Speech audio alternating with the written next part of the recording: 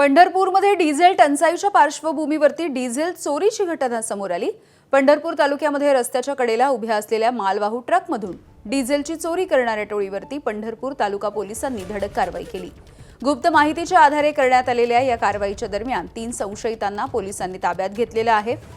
चोरीसाठी वापरण्यात आलेलं साहित्य, ब्रिजा गाडीसह सुमारे 8,35,000 रुपयांचा मुद्देमाल पोलिसांनी जप्त केला। डिझेलच्या चोरीच्या वाढत्या घटनांना आळा घालण्यासाठी पोलिसांनी ही कारवाई केली आहे।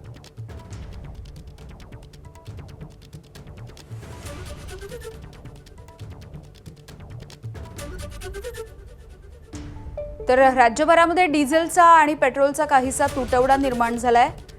डिझेलच्या टंचाईमुळे शेती मशागतीची कामं देखील एका ठिकाणी खोळंबलेली आहेत। अनेक पेट्रोल पंपावरती आपण डिझेलसाठी रांगा लागलेल्या बघतो आहोत।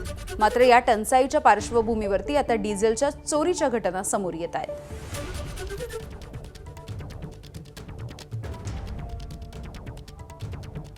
ते आरोपी गुरसाळे बायपासच्या ठिकाणी ती ब्रिजा गाडी त्या ओनरला दिसली आणि त्या ठिकाणी सुद्धा एका ट्रक मधून डिझेल चोरी करताना ते व्यक्ती तिथे आढळून आले।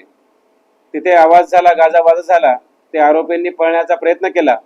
पोलिसांना कळवण्यात आले आणि डिस्ट्रिक्ट नाईट राऊंडची जी व्हेकल आहे ती त्या ठिकाणी दाखल झाली आणि एका आरोपीला ताब्यात घेतलं। एबीपी माझा, उघडा डोळे बघा नीट।